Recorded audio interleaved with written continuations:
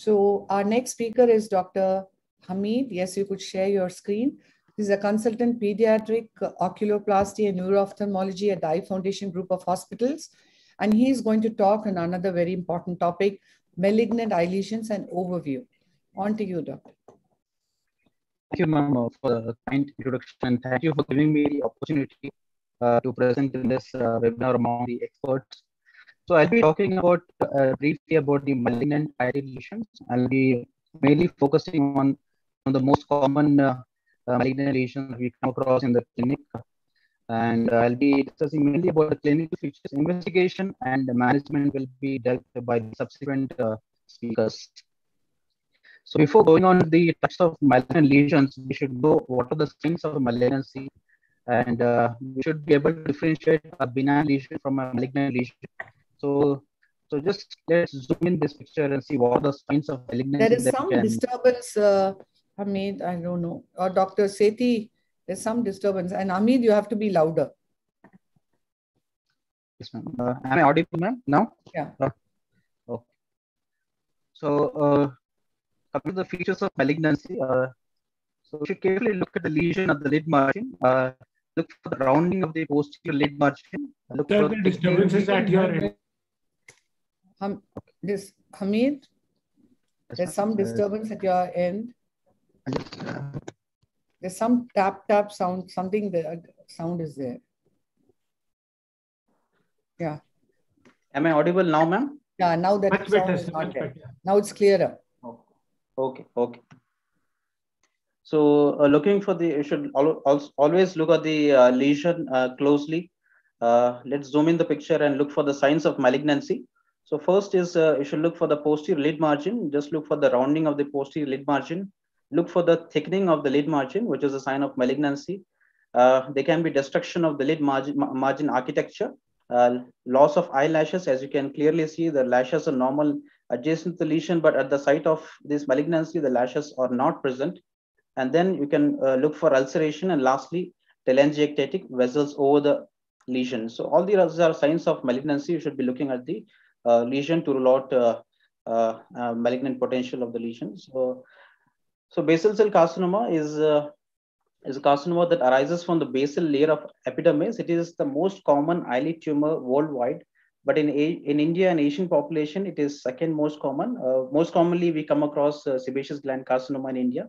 It's basically a very low-grade malignancy with a low potential for metastasis. It is also called as a rodent ulcer because of its characteristic locally invasive nature. Most commonly, it involves the lower lid, followed by the medial canthus, the upper lid, and the lateral canthus. So it is usually seen in elderly white population who have a history of UV ray exposure for long duration, and also in patients who are on immunosuppressive therapy. If you see basal cell carcinoma in younger patient, you should rule out some genetic disorders like Gorlin-Gall syndrome, xeroderma pigmentosa, Bézic syndrome, and Rombo syndrome. Gorlin-Gall syndrome is associated with... Hamid, your slides. Why don't you go to slideshow? Slide is not moving. Dr. Hamid, you might have to put it in a presentation mode. I'm Fairuzia. So we're not...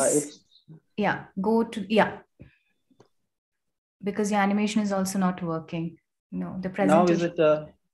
No, it's not. It's not on slideshow. Basically, stop sharing and start sharing again, sir. You're sharing the wrong window. Correct. Stop sharing. Now start sharing. It will ask you what to share, so make sure you choose the correct thing. Now is it visible, sir? Go to slideshow mode now. Let's see. Click. No, is it working on slideshow at your end? Has the slideshow started, Dr. Hamid? Yes, it started on my screen. No, then again, you're doing the wrong window, sir. Stop the sharing. Press escape, please, sir. Stop sharing. Go to the slide first. Then start sharing. Then share your... You can share your desktop. That will be a better thing, sir. Yeah, now I think it should come okay. No, it's not. I think we'll go ahead, ma'am. It's going to come, I think. Is it visible now? It's visible. Go ahead, Amit. It's not on the slideshow, anyway. It's not on slideshow, but you can go ahead. Okay. So Golin-Gold syndrome is associated with autosomal dominant multi-system disorder. Characteristically, you see multiple basal cell carcinomas in younger patients, along with palmoplantar pits, odontogenic cysts, and ovarian fibroma. And Rombo syndrome is associated with multiple BCCs, along with follicular atrophy of the skin. And Bézic syndrome is associated with visceral malignancy, along with eczematous lesions in young patients who have multiple BCCs. So coming to the clinical types of basal cell carcinoma, you have nodular variety. Slide is not moving. What has happened, Hamid? You tried it in the beginning, no? Yeah. Yes, now it's moving. Okay. एक slide select करके and you click on it, then it will move. Yeah, वैसे ही करना होगा. Okay. So coming to the nodular variation, so it appears as a characteristic nodule with telangiectatic vessels on the lesion with an areas of pigmentation. Then you have the ulcerative variety of basal cell carcinoma, wherein you have an ulcer with rolled edges, which bleeds very easily on touch. Then you have the nodular ulcerative lesion, wherein typically it's a nodule with a central ulceration. And sclerosing or morphiform variety is a type of basal cell carcinoma, which usually presents like a scar-like tissue and with an ill-defined lesion, usually presents late at presentation, and also has a high tendency of local mets. And pigmented BCC is more commonly seen in Indian population with an area of pigmentation. Coming to the squamous cell carcinoma, it is the second most common in the Western population. In India, it's the third most common eyelid tumor after the basal cell carcinoma. It arises from the squamous epithelium of the skin, spreads by lymphatic, perineural, and hematogenous routes, and it is potentially more lethal compared to the basal cell carcinoma. Usually involves the lower lid more commonly, followed by the middle canthus, upper lid, and lateral canthus. So risk factors include UV light exposure, fair skin in white population, in patients who have a chronic ulcer or a scar, in patients who are HIV and HPV positive, patients who are exposed to radiation. It arises de novo from a normal skin, or most commonly it arises from a pre-existing lesion like an actinic keratosis or a Bowen's disease. Clinically, it appears as an ulcerated lesion with everted edges, along with the destruction of the lid margin. Because of the wide variation in the clinical appearance of this squamous cell carcinoma, it is very difficult to differentiate clinically from a squamous cell carcinoma and a basal cell carcinoma. So here you can see that there's a upper lid notching along with an ulcer. If you avert the eyelid, you can see there's a large papillomatous growth underneath. And onto the next picture, you have an ulcerated lesion involving the lid margin with everted edges. So the characteristic feature of a squamous cell carcinoma is that it is a very fast-growing tumor with a high risk of orbital invasion. It has a tendency of perineural invasion, wherein you can actually look for signs of paresthesia, and through which it can also enter the brain and cause brain involvement. And there is a very high risk of metastasis by lymphatic and hematogenous spread. Coming to the sebaceous cell carcinoma, it is the most common eyelid cancer seen in India, third most common among the Caucasians. Average age of presentation is more than 60 years old, more commonly seen in females. It usually involves the upper lid because of the higher number of meibomian glands that we have in the upper lid. It is multicentric in origin in 2 to 18% of the cases. So there are three types. Nodular variety presents as a nodule fixed to the tarsus, which is painless, and along with the destruction of the meibomian glands. Diffuse variety usually presents as a unilateral thickening of the lid, which can be mistaken as a blepharitis. Vegetoid spread, in which there is an intraepithelial spread presenting as a unilateral chronic blepharoconjunctivitis in elderly patients. It can mimic as a chronic blepharoconjunctivitis in an elderly who is not responding to any treatment and has to be biopsied. So you can look at the picture, there's a benign looking lesion, but you should always avert and look for other signs of malignancy like lash loss, distortion of the meibomian gland, rounding of the posterior lid margin, feeder vessels, and ulceration. The peculiar features of a sebaceous gland carcinoma is like few speakers have told before, that it's a great masquerader, mimics chalazion and unilateral blepharoconjunctivitis, especially recurrent chalazion should be biopsied, and unilateral blepharoconjunctivitis in an elderly not responding to any treatment should also be biopsied. It is multicentric origin, originating in multiple places at the same time, and it has a vegetoid spread. Hence, map biopsy is very important in the management. It has skip lesions, hence complete removal is difficult in the initial stages, and it has a high rate of metastasis. Coming to the other rare varieties of tumors, malignant melanoma, which arises from the melanocytes of the skin of the eyelid. It is a very rare tumor, affects elderly white population with increased sun exposure. Presence with a morphological change in a pre-existing pigmented lesion most frequently involves the lower lid. So there are certain types like nodular melanoma, which arises as a blue-black nodule on the lid margin. Superficial spreading melanoma, which is very common. It appears as a plaque-like lesion with irregular borders and variable pigmentation. Lentigo melanoma is a slowly growing pale brown to black macular lesion with an ill-defined geographic outline and patchy pigmentation. And lastly is the amelanotic melanoma, in which the pigmentation is usually not seen. Merkel cell carcinoma is again a very rare carcinoma that arises from Merkel cells of the skin, which are said to be touch receptors in the skin of the eyelid. It is a well-demarcated, presence as a well-demarcated violaceous nodule with intact overlying skin, mostly in the upper lid. It's a very rapidly growing tumor, usually presents with metastasis in the initial presentation itself, and spreads very rapidly to submental, submandibular lymph nodes as well as cervical lymph nodes. Kaposi sarcoma is again a rare tumor which is more commonly seen in AIDS patients. It is in fact the most common malignancy seen in AIDS patients and can be the initial presenting sign in few cases. It appears as a purplish red to bright red and highly vascular structure at the lid margin or over the lid skin and with the surrounding telangiectasia. To summarize, look closely for the lid margin to rule out other signs of malignancy. Always avoid the lid to rule out sebaceous gland carcinoma and chalazion. A recurrent chalazion and unilateral blephoroconjunctivitis in an elderly patient should be biopsied. Rule out orbital invasion in a malignant tumor by closely looking for the fixity of the tumor to the underlying bone, proptosis or cranial nerve palsy, and always examine for the local lymph nodes. Thank you. Thank you, Hamid. That was a good talk, though we had these small hitches, but very well discussed. I have one question to start off with. Dr. Abhijit Kaur, you are there? Dr. Abhijit Kaur? Yeah. So a very basic question I have to ask you. Yeah. How would you prognosticate a malignant lesion clinically itself to an extent? There are two things which are important. One is the presence of vascularity. The more vascular the tumor, the more aggressive it is like to be. And the more spread out and larger it is in size, the more difficult it is to deal with.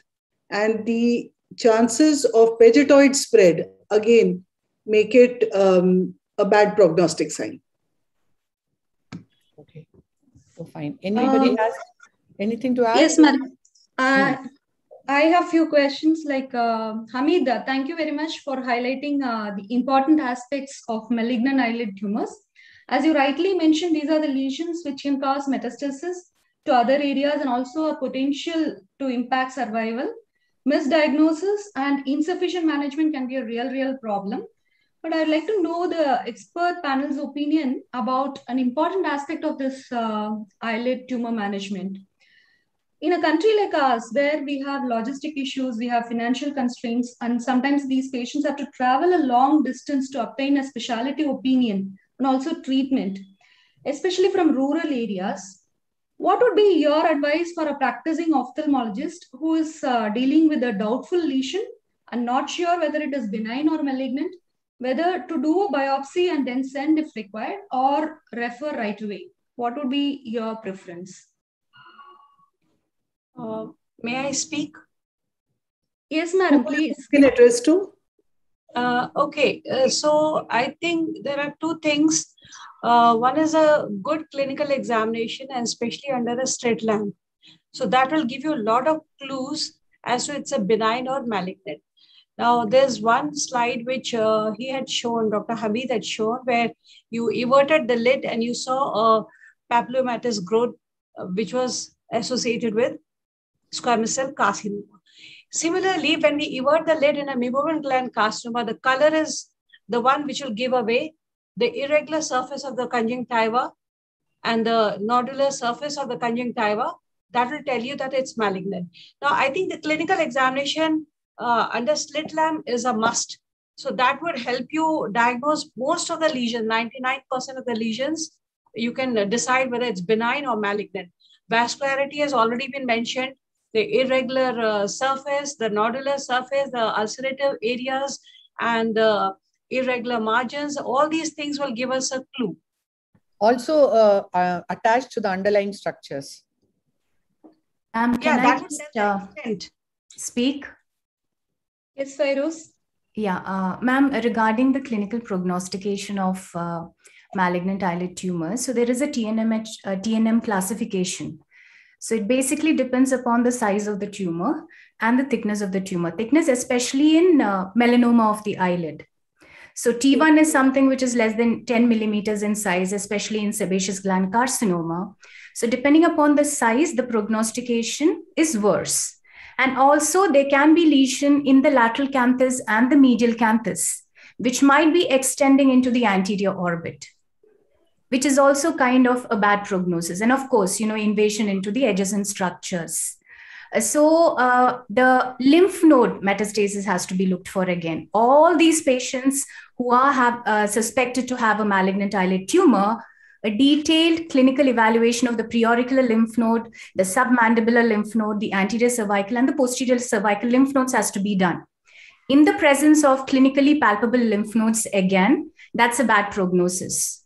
So again, depending upon the tumor diameter, there is a criteria even for doing a sentinel lymph node biopsy in the worst prognostic 3 malignancies of the eyelid, which is sebaceous gland carcinoma, eyelid melanoma, and Merkel cell carcinoma.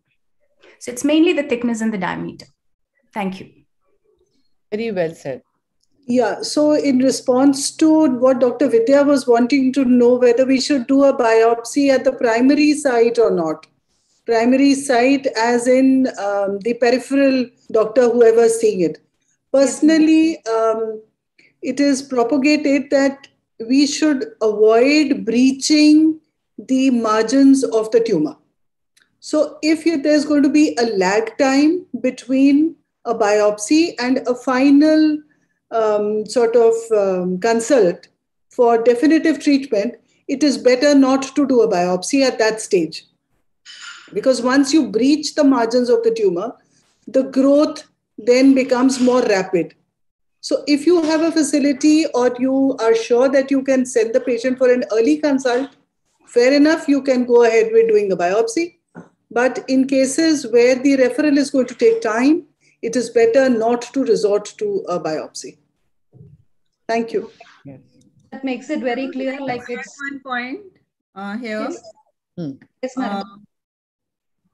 The diagnosis also depends on the pathologist experience. So if a person who's not planning a definite surgery, it's always better to refer. Many times we get patient here with a biopsy done, but there are confusing reports.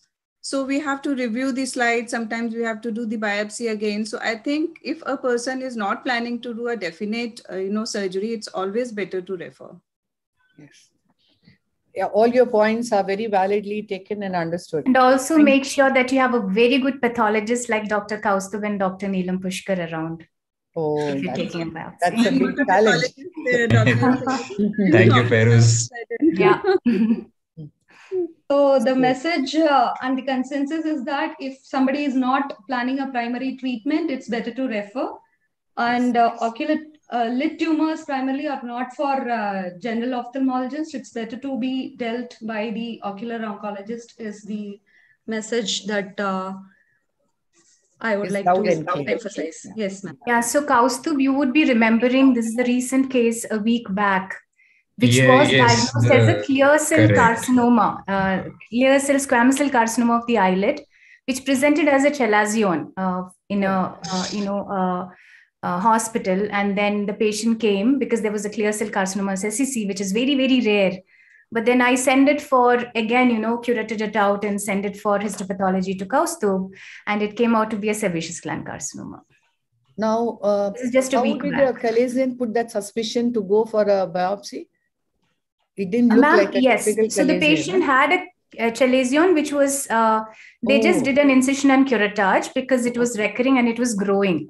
But the pathology report was clear cell squamous cell carcinoma, which is very, very rare also, right, Kaustubh? You can just talk about it. Yeah, I mean, it's a very rare variant of squamous cell carcinoma. And even in a normal squamous cell carcinoma, because of glycogen collection, the cells can appear clear. So, I mean, I had a look and it was a very apparent sebaceous carcinoma. So I think experience counts. Yes. As you said.